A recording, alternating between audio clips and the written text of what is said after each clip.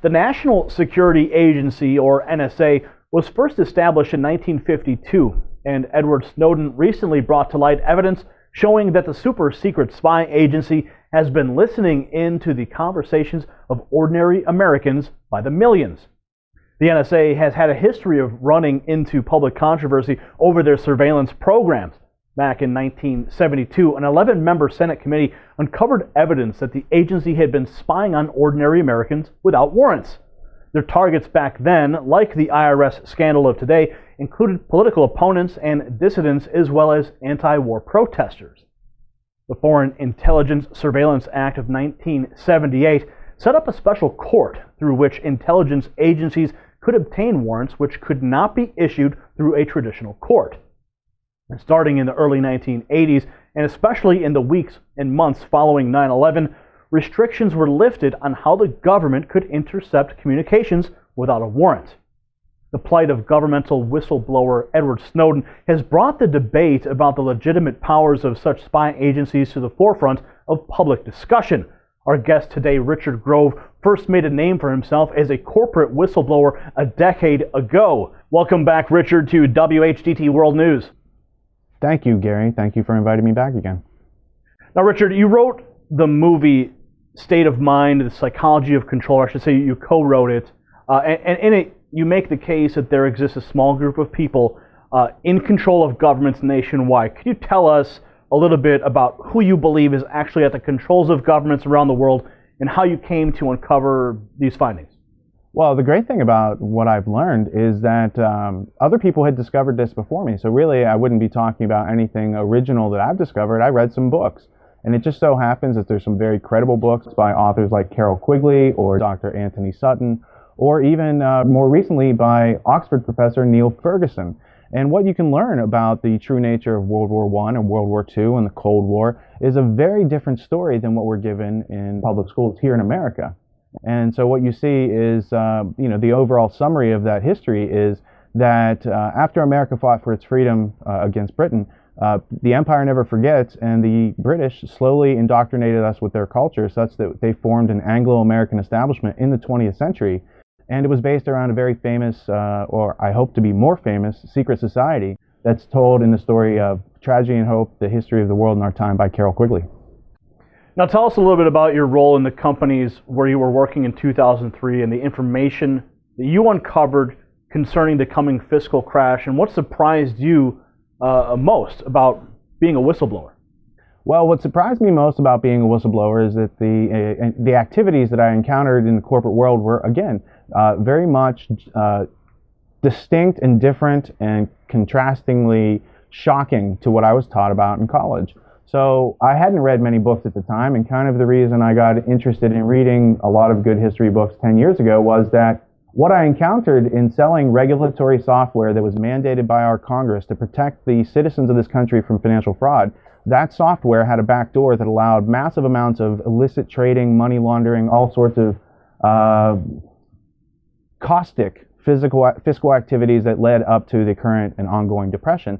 So when I blew the whistle and went through channels and went to court and went to the journalistic community out there, the so-called journalistic community, I was very, again, shocked and disappointed at the lack of regulatory oversight, because the people that I warned at the SEC actually standardized on the product on which I blew the whistle. So they knew it had a backdoor in it, and they found that they could use that to their own devices without bringing that to the public, which I thought was unfair. So I sacrificed my career. I had a very good living at the time, and I didn't know much about history, and it's because I didn't know about that history that I bought into the fact that they were saying, and I was educating clients on Sarbanes-Oxley, that you had whistleblower protection because this is, federally regulated software that's mandated to protect the country. It's a national security device.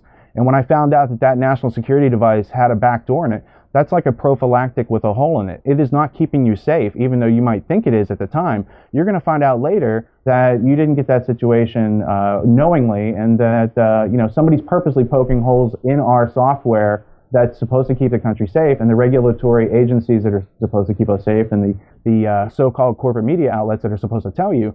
This happened 10 years ago, so this is not news unless you're just hearing about it and you haven't searched these things out on the web. But what I can say is this information should have reached the public about 2004, And to this day, most people have no idea what I'm talking about. So what was the outcome of you blowing the whistle on that? The outcome was, after many years of going through the channels and going through various levels of presenting evidence and going to court and proving my case in court, undisputed by, I sued one of the largest companies in the world, a multi-billion-dollar company, and they had the world's largest attorney, legal firm representing them. So to go in there and present all this evidence on the record and have the evidence of the day and no one's contradicting what I'm saying, and then to just have it dismissed as, you blew the whistle and what you said was true, but it was outside of the statute of limitations, and so it goes no further. And that's when I went to Lowell Bergman at PBS, who likewise worked on the story for 2 years, said it's factual and credible, but we can't print this, it's against their interests. Wow, that's amazing. So PBS wouldn't even air it? They wouldn't air it, and they wouldn't go beyond the research phase. But that took 2 years, and Lowell Bergman had a team of 2 editors working on it. And so there was hope. For many, many years I had hope that, just doing the right thing was going to work out. And really what I had to learn was how to be self-reliant and build self-esteem on my knowledge and experience. And to do that, I had to start asking questions about my reality and start questioning the assumptions that I'd based my life around, because the decisions I made to make a healthy living before I was 30 were soon lost. And by the time I was 33, I really just had to, step back and do a lot of education for the first time, because when we're taught in public schools, they teach us with declarative sentences, and learning comes from question marks. And so you should ask why there's not more question marks in public schooling. And what you'll find is they want to create servants. Well, let's go into the next topic here, because through the course of American history, the federal government has passed several laws which persecute those opposed to American policies. And some of those best known were the Alien and Sedition Act, Lincoln's suspension of habeas corpus, and the McCarthy hearings of the 1950s.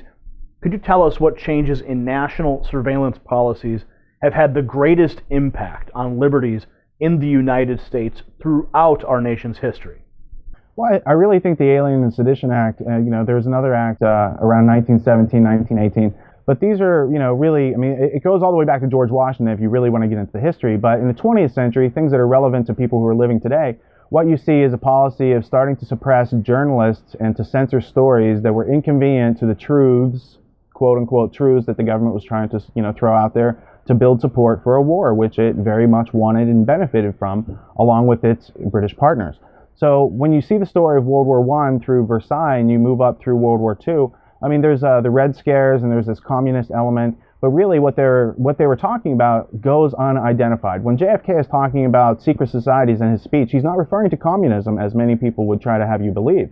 Don't believe that hype. What you have to ask is, which secret societies have secret oaths? Because if you read that speech by JFK shortly before he died, or if you listen to it, because it's on tape, you can listen to it, and you can identify the key words that he's laying it out there, but he at that time was too scared to even speak the name of the secret society that he was talking about. So what you need to understand is that there's a deeper level of history, that History Channel is no longer purveying history out there, which is why I created a show called History, so it doesn't repeat. So let me ask you this, what secret society was JFK speaking of then?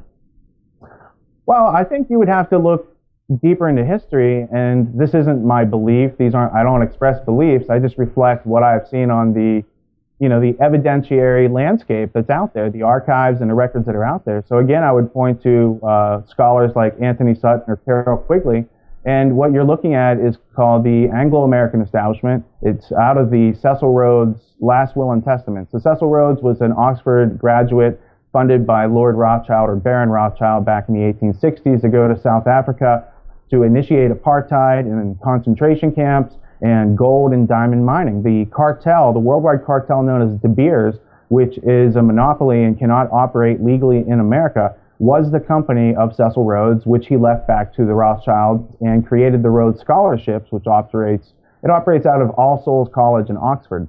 And so what you see is that there's a ruling, educated elite that have been following the Last Will and Testament of Cecil John Rhodes since his death in 1902, which specified the creation of a worldwide secret society to make the British Empire a global power, to use America as the tip of the spear. And so when Churchill comes to us in World War II and he says, hey, we can't beat Germany without America, they lose their world empire as Britain, but they gain the world through America. And that's been their plan, and it has gone much through the 20th and 21st century unopposed and unknown about.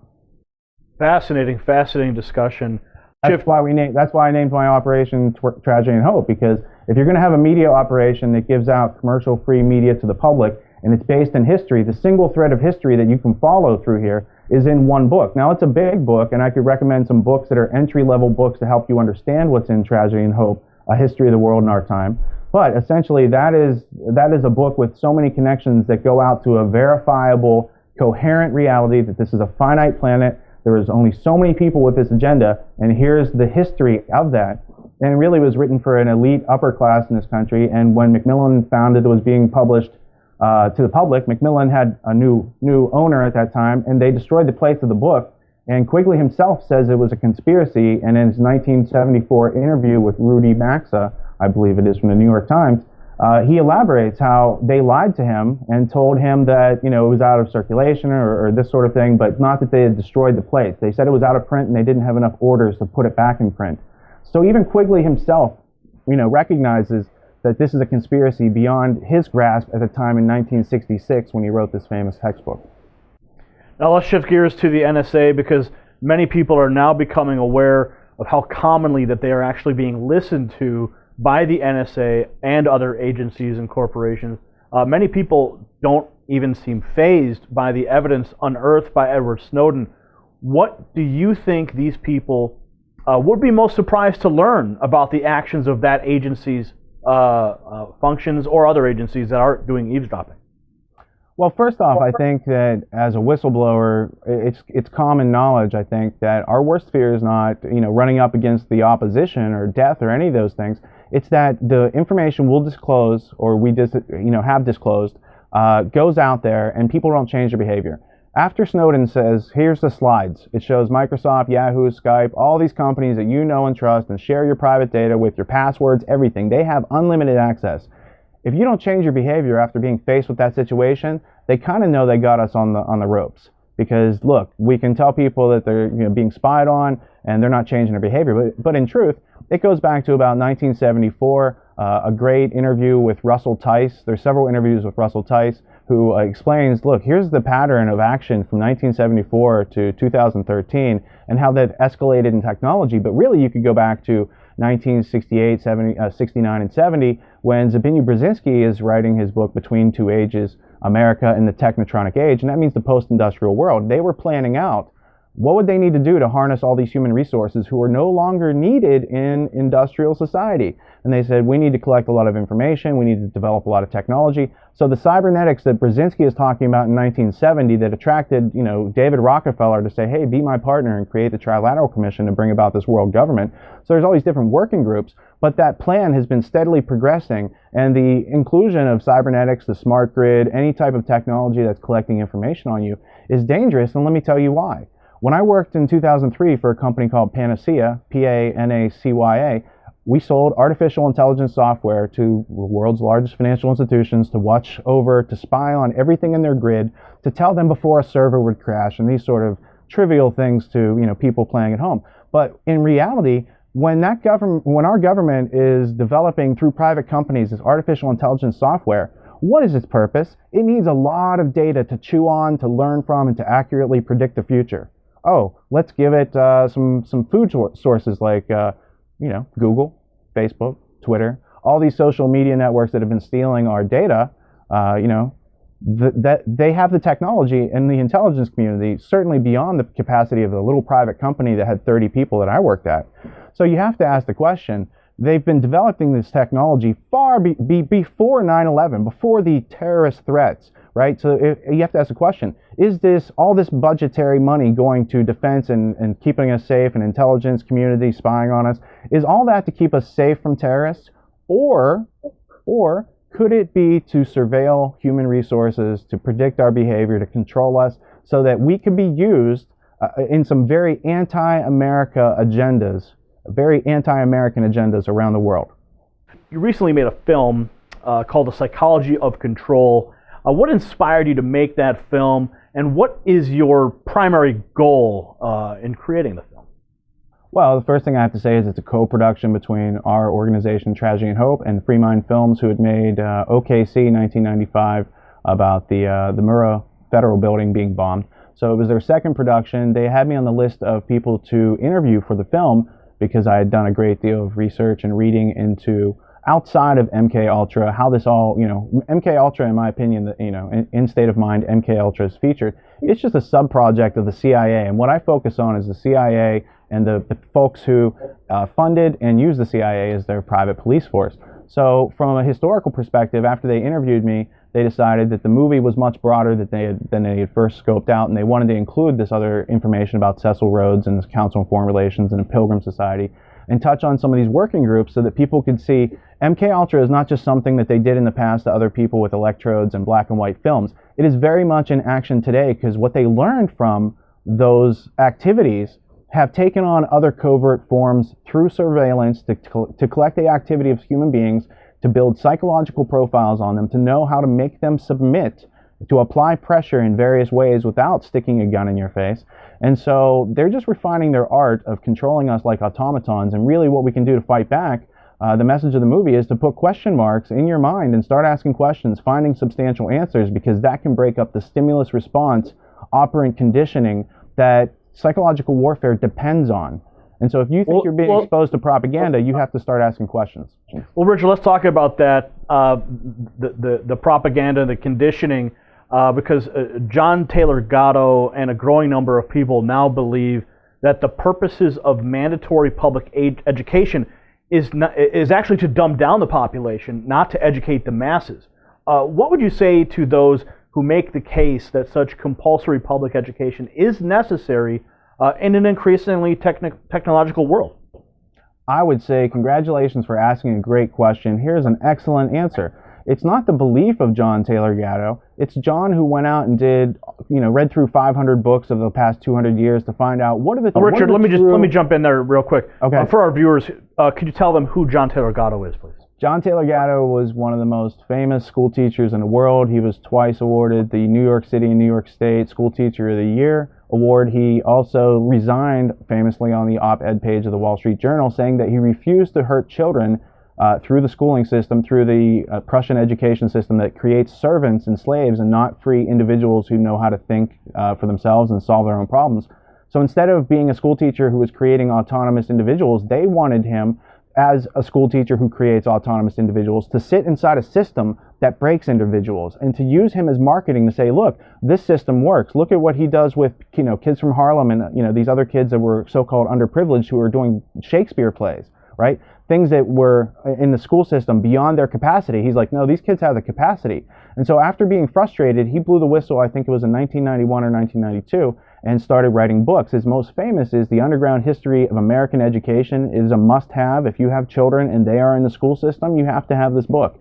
The video version of that we called The Ultimate History Lesson with John Taylor Gatto. It's a 5-hour DVD set that we filmed in the studio here. And he lays out a lifetime of work. So if you don't think that you can handle a book right now, you can handle a video and watch it 1 hour at a time and start to take in this history, and that'll give you the interest. It'll spark your curiosity to get the book and find out more, because that's what life's about. We're in a classroom. This is a continuous learning curriculum, and it's only when we refuse to learn the lessons that are being taught that we encounter chaos and disorder in our lives. Now let's talk about media. The role of mass media. What role do you see the mass media playing in the subterfuge necessary to establish and maintain the kind of power that the so-called, if you will, shadow government has achieved? And can citizen journalism on the web overcome the flow of possibly biased information from official sources that, when I say official sources, I mean corporate sources like ABC, CBS, NBC, USA Today?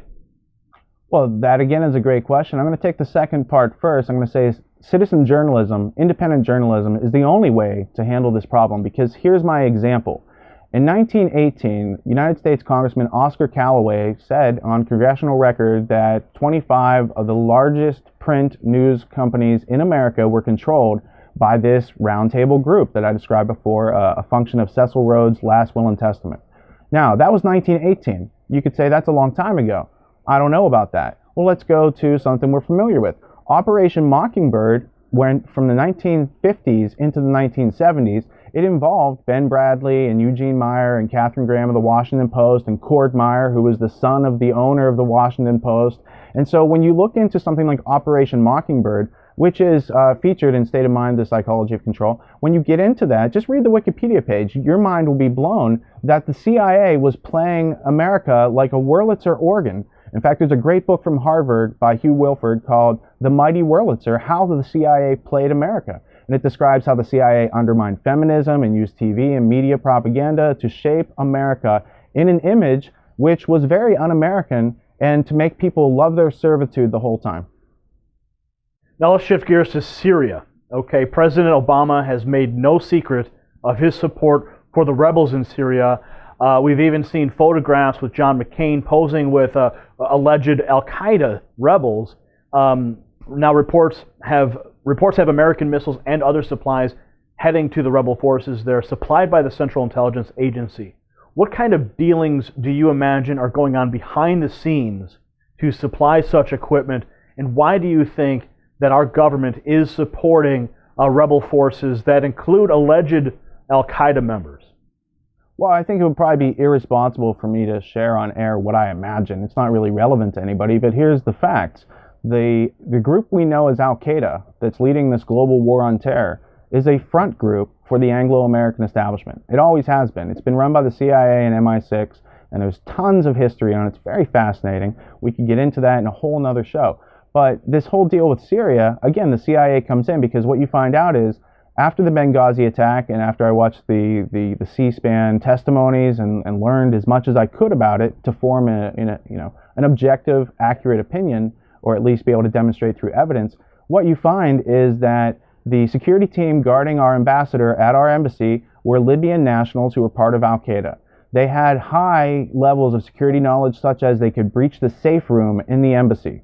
So it's evidently, if you compare it to history, it's an assassination using a proxy force. And why would they do that? Well, there just happened to be this big storehouse of weapons and Stinger missiles, and the CIA was providing this to Al-Qaeda in Syria, but they don't want you to know that. So they're going to call that national security for a while until, they released it this week. It's now official. It's out in the open. But they don't want to release that at the same time that you're going through, Ambassador Chris Stevens losing his family and the 6 other people or 5 other people that were killed. And, and it could even be worse because who knows if we were told the correct death toll numbers. And so when you get into the national security response to that situation, like we had drones flying above the scene to videotape it, and we had personnel in country, but they're not going to go over there and help out. So it's very much a case like the USS Liberty, where the United States had leaked information back to Britain, which the Israelis didn't like because the British still had Arab partners at that time. And so it's a complex situation. And any of these need to be studied. And this is something, it's like introducing you to what's going on. You are part of this history. You are living on this planet. And so I think it's imperative that every responsible adult start to look into these things because they are meaningful to the decisions you make right now and going forward about your family. Now let's shift gears back to surveillance and technology. How do you see surveillance changing over the next few years and decades? Will it become more common, or will there be a pullback caused by public opposition to the widespread practice of warrantless surveillance? Well, I would love to see a widespread pullback, but that would have to start with an educated population that can tell fact from fiction and learn how to sniff out this propaganda and ask questions to get away from it, because that's the only way you're going to think that the surveillance is not a good thing, because everyone tells you, oh, this is a good thing and it's going to make your life more convenient. And they sell you on all these points that are irrelevant when they made these devices to spy on us. Those are the marketing points to get you to accept it, to get you to pay for it, to get you to continually upgrade it so that they can have closer and closer contact with you through that. And they provide you a couple trivial, oh, look, you can find your location instantly. Look, find your this. That stuff is not meaningful. And like Neil Postman, he's a great author who did a lot of work on the questions of what is this technology doing to our culture? You have to ask the question, every time a new technology is adopted, one is pushed out, and what is being lost when you push out the book in favor of the Kindle? And Kindle is how you start a fire, and fires burn books. And so there's a whole underlying joke going on that people are consuming all these things, and we're kind of forced to because they become ubiquitous in our culture. But without understanding the nature of what they're trying to do, to edit history, to control history, to delete words out of our vernacular that lead people to cognitive liberty and freedom, that is very much going on. That's not just a business plan of Orwell or Huxley back in the 30s or 40s.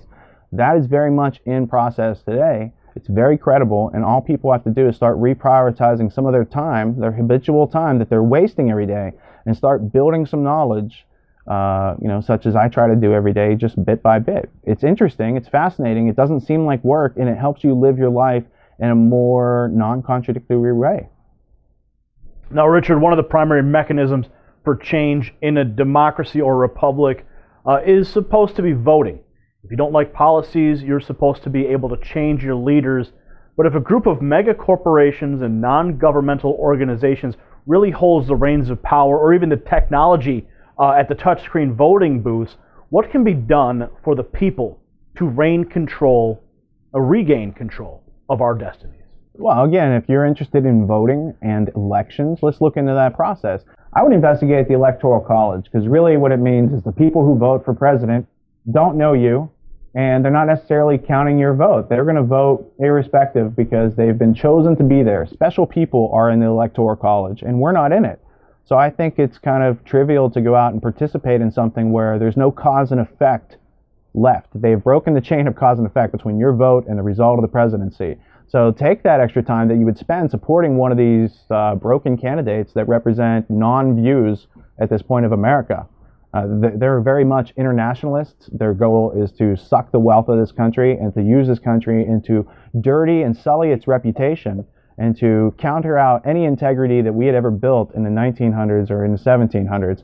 The 20th century and the 21st century are wiping that clean, and now America is seen in history as a gangster, an imperialist, trying to build an empire for a group of people who we thought we beat in 1776, but slowly but surely, they took over our country, again, through a back door. They didn't do it through military means, they did it through economic and political means.